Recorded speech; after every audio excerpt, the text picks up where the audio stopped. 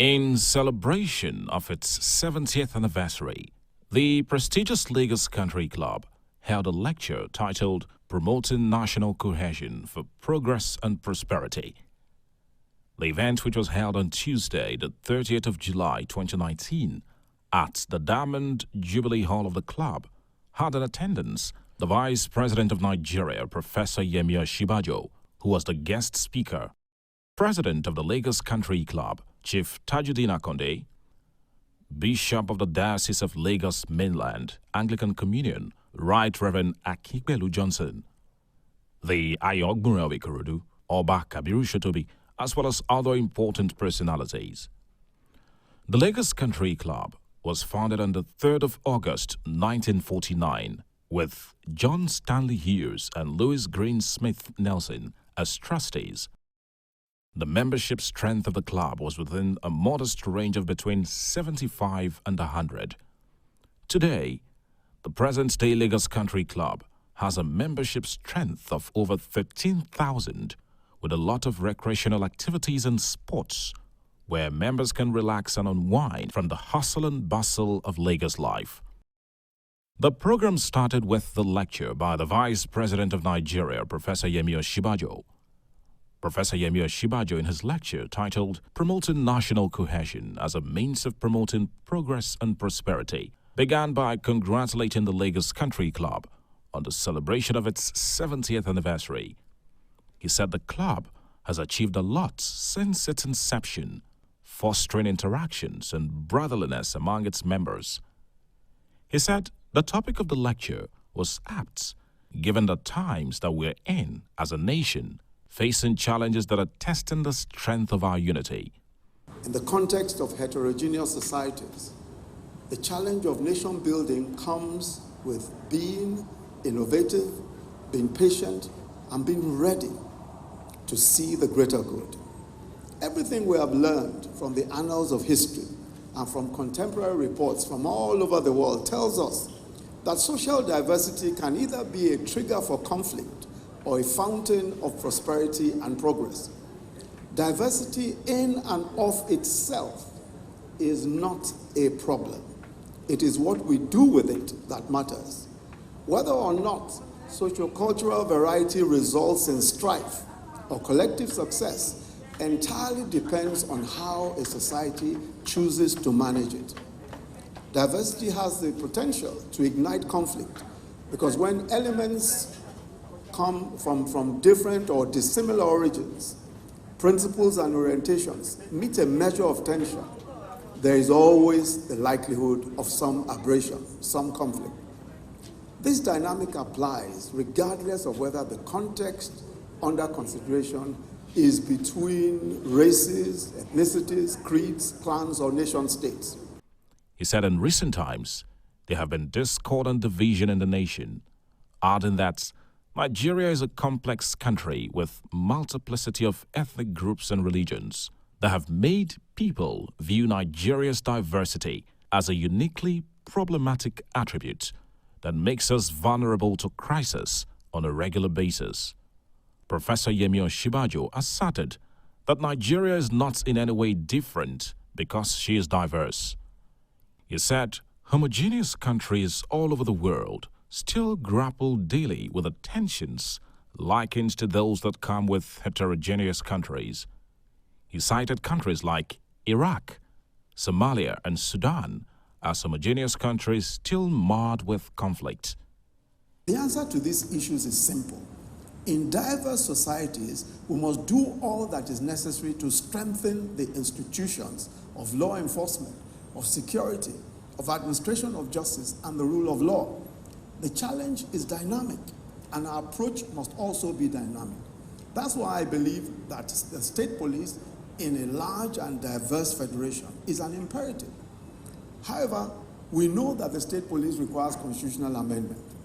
And that, of course, is a product of the consensus of our legislators, both the National Assembly and state legislations.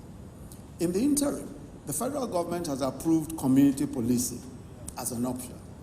The IG recently announced that plan.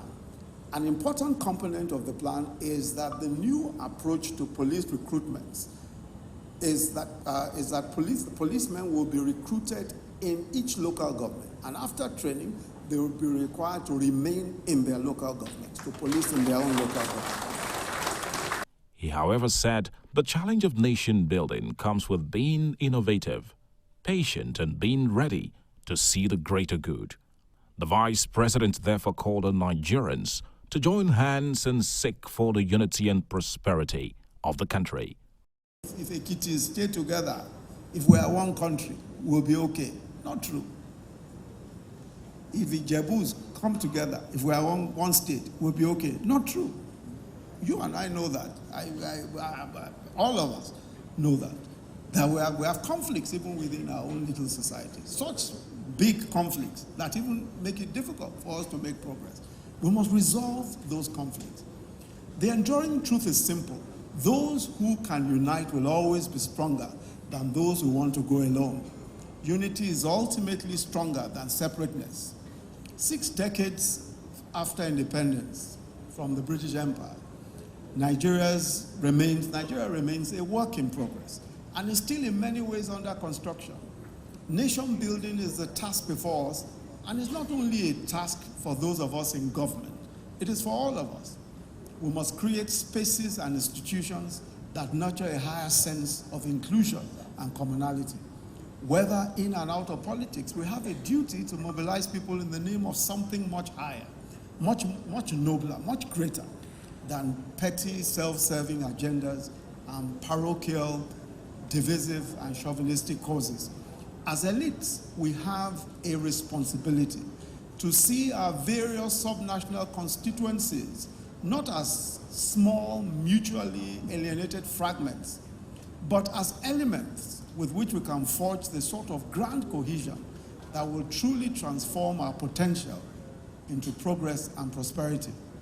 For 70 years, the Lagos Country Club has, in its own small way, but determined way, served to promote cohesion and peaceful coexistence by providing a recreational haven for people of different creeds and cultures.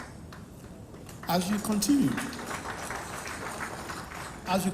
along this arc of your journey, I wish you every success. It's my fervent hope that the ideals of peaceful coexistence, togetherness, fraternity, and mutuality, which you have exemplified thus far, will continue to be transposed on an even larger scale in our own lives as a nation. I wish you a very happy birthday. Thank you very much for listening. The question and answer session followed next as members of the audience asked different questions and answers were provided, particularly in line with preferring solutions to the recurrent security crisis faced in recent times in the country. But one thing that is certain, and that's why I said the challenges that we're experiencing today can only strengthen our security architecture, can only strengthen our security framework, because by seeing what those challenges are today, we can really do a lot more. And there are so many options that we're looking at the moment, and I believe will be deployed as time goes on.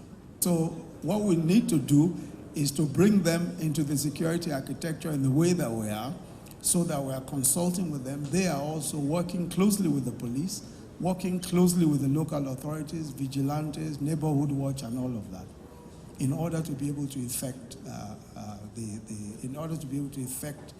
security the security watches that we expect of them. So we are actively engaging with the Royal Fathers, and we intend to continue to actively engage with them. And that, as I said, is part of the community policing idea. The event also featured a special presentation to the guest speaker, Vice President of Nigeria, Professor Yemi Osinbajo. From BISCON Communications, we congratulate the Lagos Country Club on the successful celebration of its 70th anniversary lecture